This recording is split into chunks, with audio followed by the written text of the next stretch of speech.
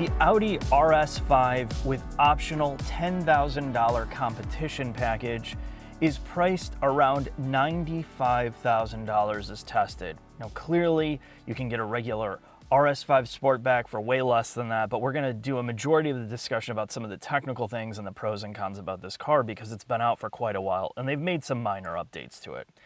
First, we're going to have to suspend our belief or disbelief in how crazy the price tag is on this, but looking at the outside, I think there is definitely something sleeper about it. In black on black, it doesn't have that like cheesy, like fake discotheque feel of Mercedes on the inside. The outside is not as overstyled as the BMW equivalents, and with the hatch in the back, which is one of the primary selling features, is this becomes a very usable sedan. It's a car that will do everything for your daily commute, from hauling to the all-wheel drive system being very effective. It's a rocket ship and it drives great on the street. Now, if you're not into the outside, and I will say, yes, it's understated in a good way, but if you're not into that, well, this is going to rule that out for you immediately. The inside part is a blessing or a curse because this is borrowing what Audi's been doing for the better half of 10 years now. This is definitely aging, but there's some pros and cons to it. Because of this generation of car, all of the controls are in the physical realm. The HVAC controls are classic. The drive select's physical. The steering wheel controls are physical and clicky. And this is a throwback. While it may look more generic now because everything's moved to screens, the usability factor is so high that I prefer this, namely over to the refreshed Audi products that have now stuck on multiple screens across the dash. The downside is the tech, right? Audi used to push, well, we have a digital instrument cluster. Now cars that have $20,000 or $25,000 have that. So all the tech in here looks very dated. The way they've stuck on the screen makes this look super generic.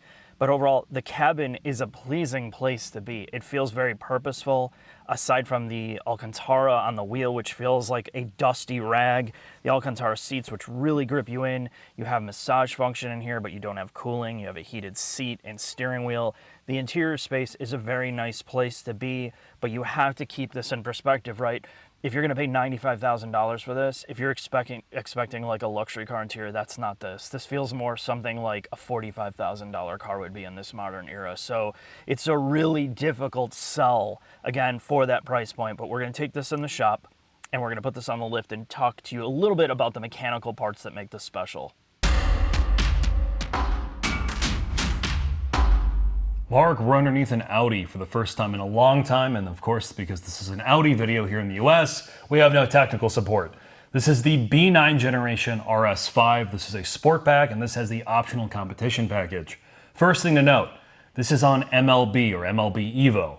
What does that mean? Well, it is a modular architecture that VW Group uses across a variety of different vehicles spanning from Audis to Porsches.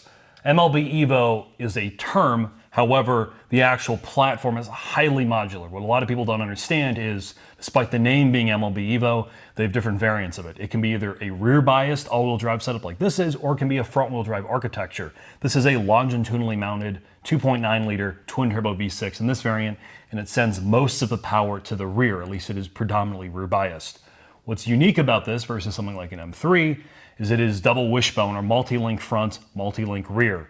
This being the competition package, they've thrown out the adaptive dampers, and now you have fixed coilovers in the front and a divorce setup in the back. It is height adjustable, and you have independent compression and rebound adjustability on clickers front and back. Obviously, the spring rates are higher. They have more aggressive sway bars front and rear.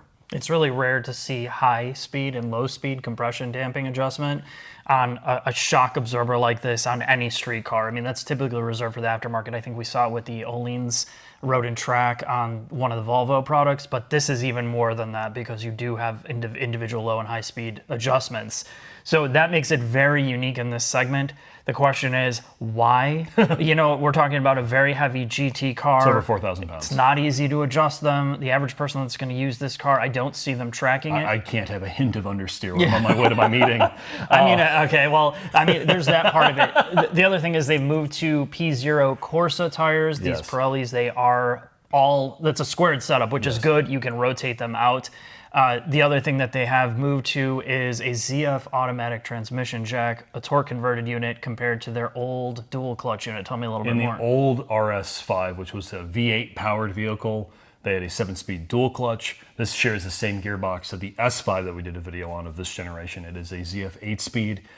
For the update for 2023, I believe, you can now bang rev limiter, which is something you could not do in the earlier RS5s of this generation. The all-wheel drive setup is their Sport Quattro, which means it has torque factor in the back. So of the torque that's sent to the rear, 100 or nearly 100% of that can be sent to either the inside or outside rear wheel, depending on what corner you're in, to help yaw this thing in and out of corners. When it comes to other updates to this vehicle, it loses between 17 and 18 pounds of sound deadening inside the vehicle. And these 20s that are paired with a dynamic package or competition package, forgive me, you lose about 4 pounds, but that's unconfirmed. Drivetrain wise, 2.9 liter TFSI, 2.9 liter twin turbo V6, it makes 444 horsepower or thereabouts, and a little less than that in torque, like 443 or something along those lines. It's good for 0 to 60 in the mid threes. It does have a oil cooler, but it does not have an independent trans cooler or an independent heat exchanger for the trans, at least not that we can see. Yeah, so I mean, there's a lot of changes here, and all these little things are supposed to make this car far more engaging to drive than your typical Audi vehicle that is predominantly always understeer first. So I'll be very curious to see how this thing drives on the road, Jack. Well, sadly, we can't hit that 180 mile an hour speeds in this vehicle. Oh, we can. Oh, We can. oh Mark, I don't have my optional carbon ceramic brakes. Well, you don't need that because I'm just going to get in, start the car up with it on the lift, and we'll hit 180. No Ah, problem. perfect.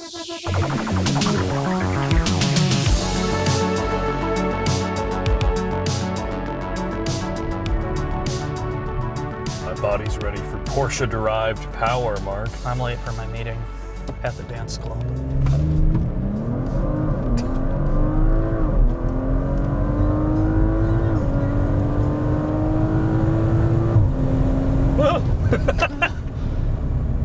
This thing's moving. It's brisk. It's very brisk. Let's talk about the power and the output, Jack, because this has been a debate between you and I, despite it feeling very Porsche and its overall refinement and some of that parts. I have to say, as quick as it is, the all-wheel drive system gets you off the line without any issue. It feels like nothing. It sounds like nothing. It's got a shitload of torque, but no character, even with all the nonsensical pops and farting. It's something that's supposed to compete with like an M3 or like a C63. Originally, when this car came out, the C63 still had a V8. Yeah. It doesn't have the most character. It is clinically efficient. It does rev-ish, a little less than 7,000 RPM, like 6,800, 6,500. It makes really positive power, I guess. Like it's very linear. There's a lot of torque down low. It has no weird timing cuts or pulls. But to your point, it sounds like absolutely nothing. And even with this like sports exhaust thing, all you get is farts out the back and some whooshing noise out the front. And when this drivetrain's in like a Panamera or like a Macan, you don't really care. But in a sports sedan or sports hatch, you wish it had a little bit more character. Gearbox is typical ZF 8-speed.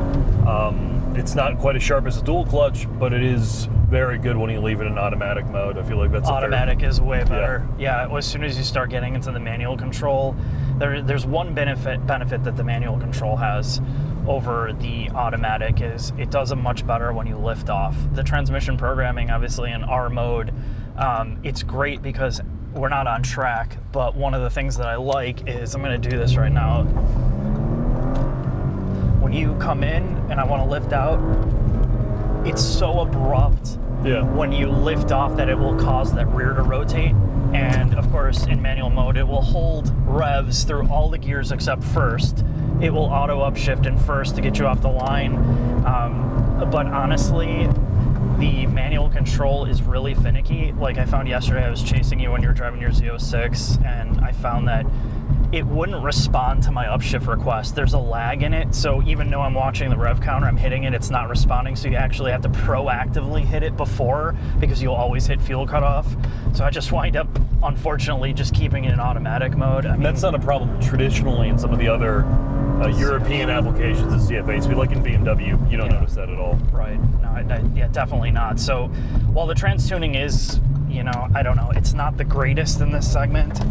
I don't know. This is a confusing car. I think this has been a majority of our discussion. You're f***ing flying in here. This car does move. Really quick. It's really quick.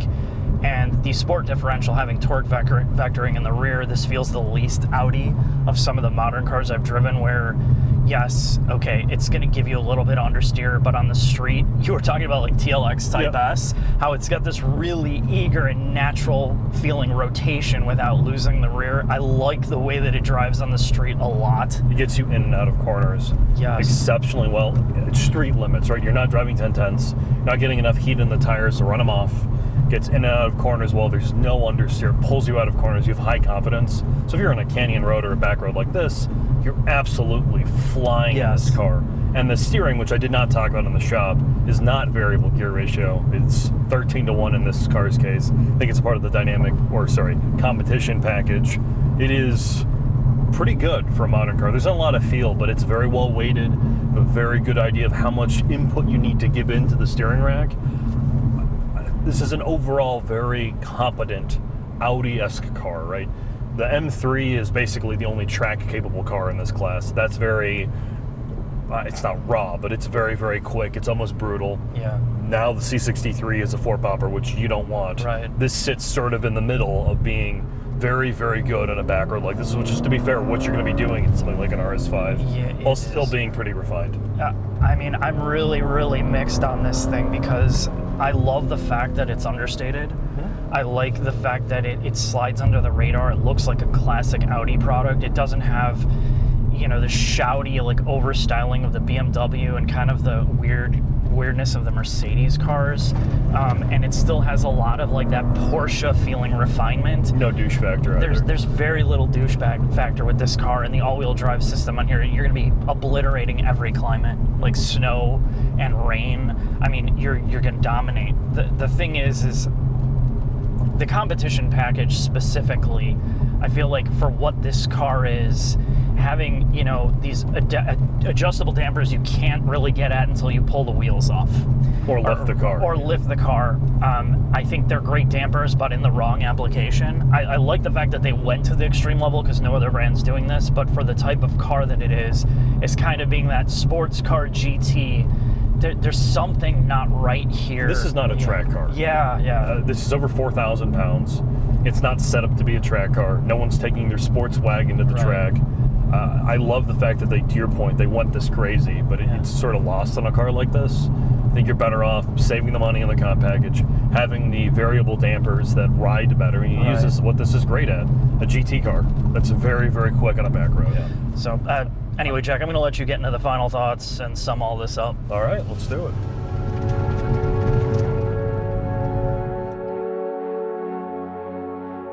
Final thoughts on the Audi RS5. It is a much different time from when this car was first released. Back then, the C63 still had a V8. It was not a four-cylinder e-hybrid abomination. And the M3 wasn't ugly, but not capable of doing 0 to 60 in under 3 seconds and the quarter mile in under 11.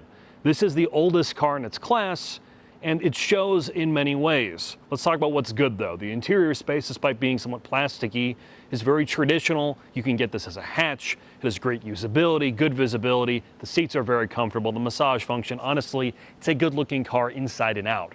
From a performance perspective, it is somewhat lacking by modern standards. It does 0 to 60 in the mid threes, which I'm sure is still very, very fast, but it only makes it in the mid 400 horsepower. The 8-speed automatic in this car is not as well calibrated as the ZFs and the BMWs, and it's just sort of in the middle, and it doesn't have that much character. When it comes to ride quality, it does ride better than a modern M3. It's very well isolated despite some of the sound deadening being pulled out for this competition package, and it's a pleasant car to drive, and the fixed ratio steering is quite good. That said, given its mission, having non-adaptive dampers in this coilover setup doesn't make a whole lot of sense. No one's really tracking these cars, and I don't see many businessmen and women getting underneath their vehicles and lifting them up to adjust the ride quality depending on what road they're doing or whether or not they're driving on the highway. So with that, I do think this is a good car, but I think it's best experienced as a non-competition package or used, because these things don't hold their value that well. So thanks for watching. Hope to see you again soon.